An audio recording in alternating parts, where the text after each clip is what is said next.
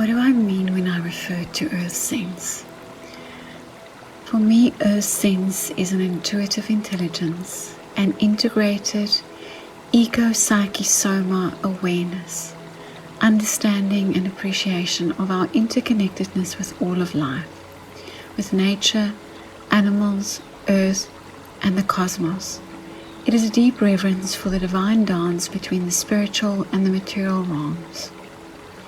EarthSense is the experiential journey of recovering, integrating, and restoring our natural, ecological, psychological, and somatic intelligence and wisdom. The EarthSense journey is a process of cultivating a unified eco-psyche-soma relationship for an earth-embodied consciousness through reactivating the multi-sensory awareness, intuitive resourcefulness, and resilience of our energetic bodies. I created this concept, this program, the EarthSense Retreat Journey, to incorporate all the elements, all the dimensions of our being on this planet, ecological, psychological, and somatic.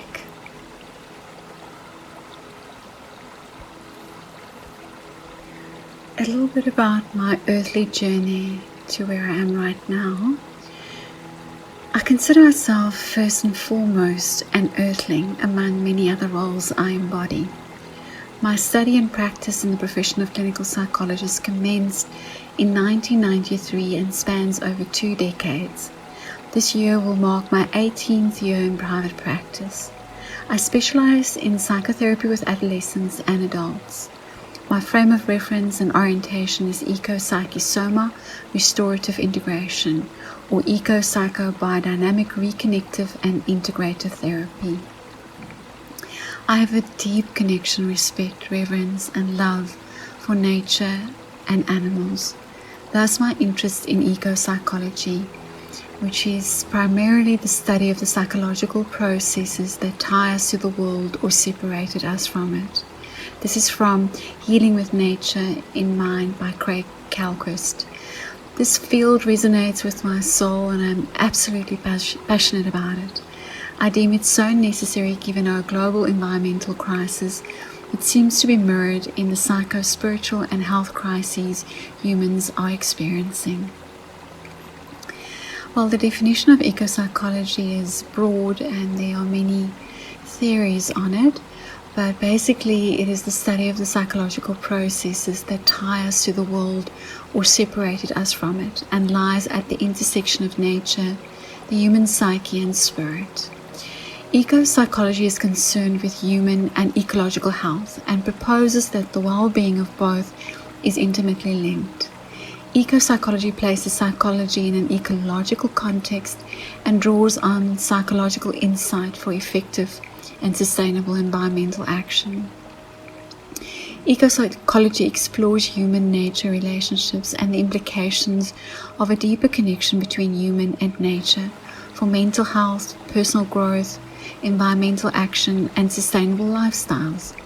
It is directed toward the interface of ecology, transpersonal psychology, and contemplative practice like nature, psyche, and spirit.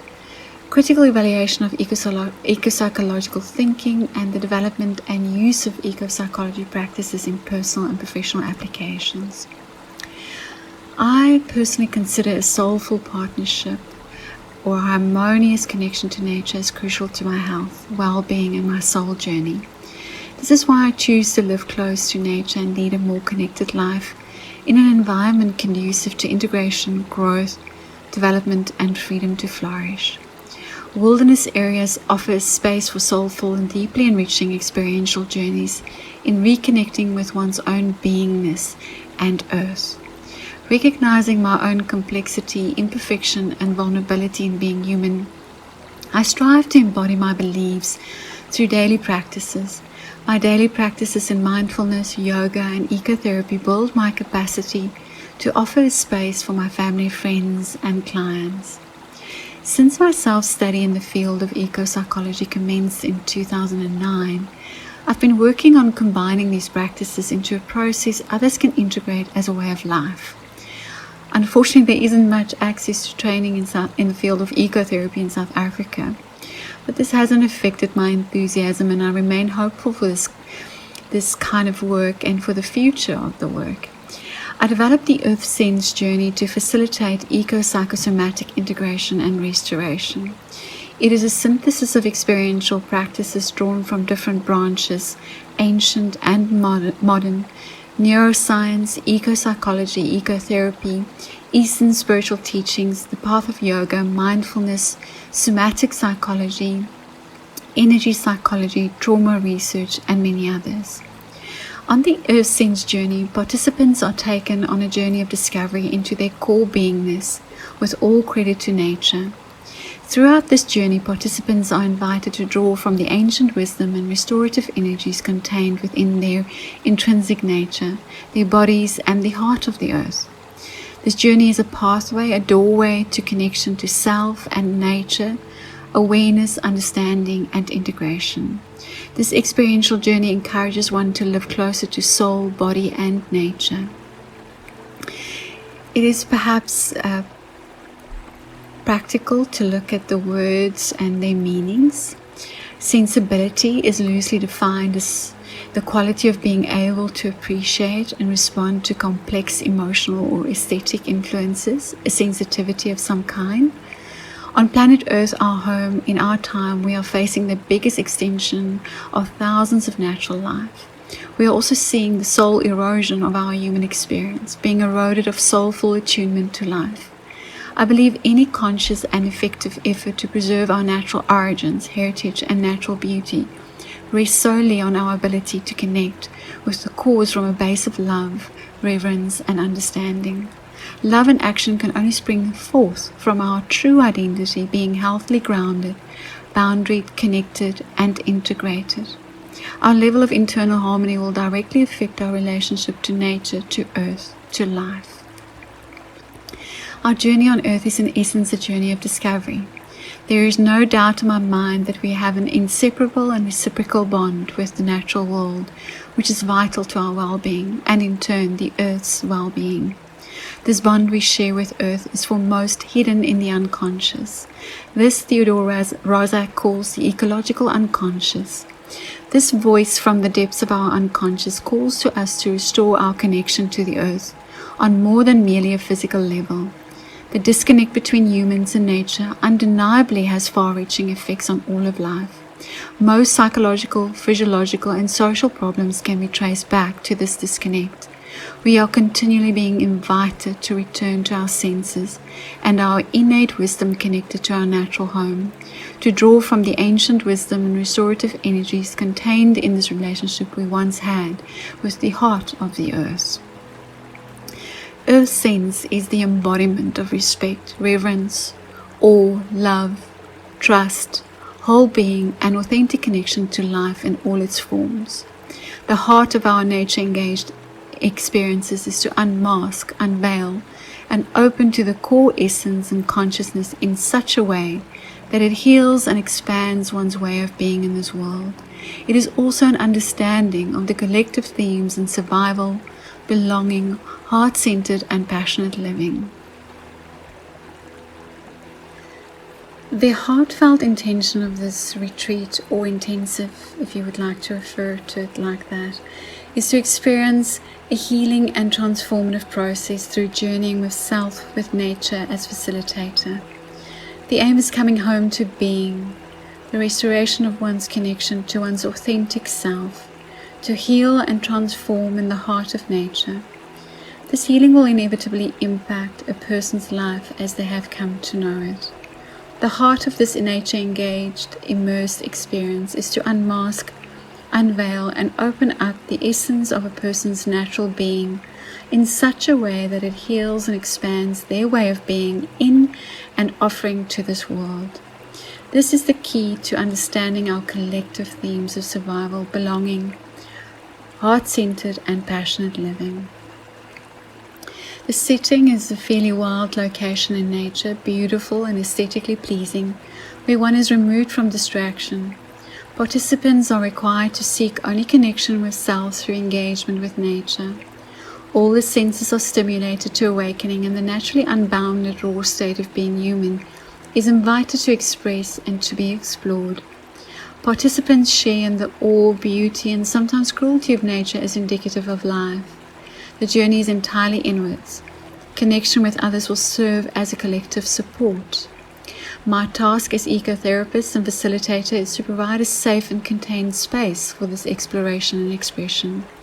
I facilitate engagement, assist with ecotherapy practices, and other techniques, all beautifully held within the sacred space of nature.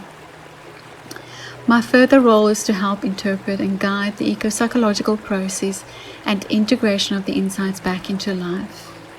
Informed consent and ethical management of participation are of utmost importance. My main goal is to facilitate the soul journey as it unfolds in nature. The emphasis is here on real. It's an honest and authentic process with nature as a conduit for healing and transformation, recognizing that the potential for healing lies within all of us. The landscape of the EarthSense journey. I believe that insight and wisdom is gained experientially. It should be felt viscerally, through the senses, deeply within the body and emotionally. Even when people are aware of how their behavior impacts the natural environment, they may still not feel motivated to change. Intellectual understanding alone does not necessarily ripple out into action. People currently also feel overwhelmed by the environmental degradation and often report feeling utter despair, hopelessness, and helplessness. Joanna Macy, well-renowned eco-philosopher, feels we need to move to a state of active hope. Hope that is not idealistically ignorant and distant from the reality, and likewise action that is fueled by anger, self-righteous indignation, judgment, and condemnation, but rather a form of hope that keeps us acting slowly, bit by bit, in benefit of the earth and humanity. Humans must feel the earth in their bodies, their hearts, and they need to be moved deeply. It is only when we feel something powerfully and authentically that we can understand, protect, conserve, and love nature. Rumi said, "When the ear receives subtly, it turns into an eye. But if words do not reach the ear in the chest, nothing happens." The program is not most effective when it is accessible and culturally neutral, balances the four modes of operating, i.e. thinking, feeling, sensing, and doing, when it combines science, factual, research-based, and tangible, and spirit, intangible, unseen, mystical, and abstract, and when the teaching or learning arrives to people through their own personal experience. It's easy to teach the converted, those already aware and conscious, but most difficult to reach the hearts of the disconnected, traumatized, and wounded. On the retreat, a diverse range of mindfulness and ecotherapy practices are used, combined with short lectures and group discussions for processing. The main purpose is the evolution of consciousness on all levels. For me, nature is an honest facilitator of authentic being and the direct source of life. This is my uncovered truth, not the truth, but a possible path for our homecoming, the return to our true, authentic selves, connection, restoration, and integration. I ask that you measure my words against your own experience and feel where it truly resonates. This is an assimilation of experience, research, teachings, and collective truths. Take from this, but do not feel pressured to copy my way or another's way of being. Please feel free to craft your own beautiful path. For me, it made absolute sense to define it as an embodied, ensouled, and attuned journey to its authenticity through the heart of nature. I can affirm with unequivocal certainty that the infinite unifying bond of divine love is distilled, illuminated, and radiates with crystalline clarity in the sacred eye of the experience of open-hearted, full-bodied, sensuous, and soulful attunement with all that is natural and mystical between human, animal, and earth. For a long time, I understood our connection to nature from an instinctive, intuitive, and spiritual sense. This was somewhat difficult to explain to others. Yet it was termed and defined by the biologist E.O. Wilson as biophilia some time ago already. An innate and genetically determined affinity of human beings with the natural world. Theodore Roszak refers to it as our ecological unconscious. Fortunately, new developments in biology have confirmed our biological connection to nature. Our connection to nature is not merely aesthetic or spiritual, but has a strong biophysiological foundation. No human being can live without nature, and our connection to nature is the basis of all our other connections. In other words, being in nature is not only psychologically good for us, but is imperative for our physical health. We are eco-psychosomatic beings. Our bodily functions can thus not be separated from the natural world. When we do that, it destabilizes the integrity of the whole organism and causes harm to our health. Regular immersion in nature is essential for our survival. As much as inner peace and harmony consists of self-acceptance, integration and connection within, it isn't all we need to sustain internal harmony. The flow between us and the natural world has a deep impact on our physical and psychological well-being. As there is a connection between our inner being and nature, there is a constant flow of energy between us. Our relationship to the earth has largely been ignored in psychotherapy for many decades. Psychology so dedicated to awakening human consciousness needs to wake itself up to one of the most ancient human truths: we cannot be studied or cured apart from the planet. This is the words of James Hillman. Disease seems to flourish on the alienation of humans from nature. The more artificial our living, the more our health and natural world suffer. Nature's energy is unmistakably more powerful and impactful on our being than anything else we use as substitutes. Nature holds healing and inspirational propensities that surpasses anything we attempt to replicate. It unlocks creativity and it restores our balance. Being surrounded by natural beauty and to be engaged with it isn't just an add-on, a nice to have or something that can wait, but a crucial key to well-being and growth. It is important to understand that our natural environment and the places we live in have a strong impact on our health. We are interconnected with the environment we live in. The spaces surrounding us speak to the spaces within us. As Thomas Moore writes in his book Care of the Soul, our bodies reflect or participate in the world's body, so that if we harm that outer body, our own bodies will feel the effects. Essentially, there is no distinction between the world's body and the human body. We are deeply bonded to the earth and the life energy contained in all beings. Honoring that bond is living in harmony with nature. Neuroscience has come a long way in educating us about the brain's enormous capacity to integrate and regenerate. Sensorial rich experiences such as in true nature activates that capacity. So if we are to live truly connected and authentic lives, we have to return to our deepest sense of belonging. Joyfulness emerges from a deep, unshakable sense of true belonging to that which is larger than us, but is us. Humans and other animals are suffering from a collective trauma. It is our separation and disconnection from the true essence of life and love which causes trauma.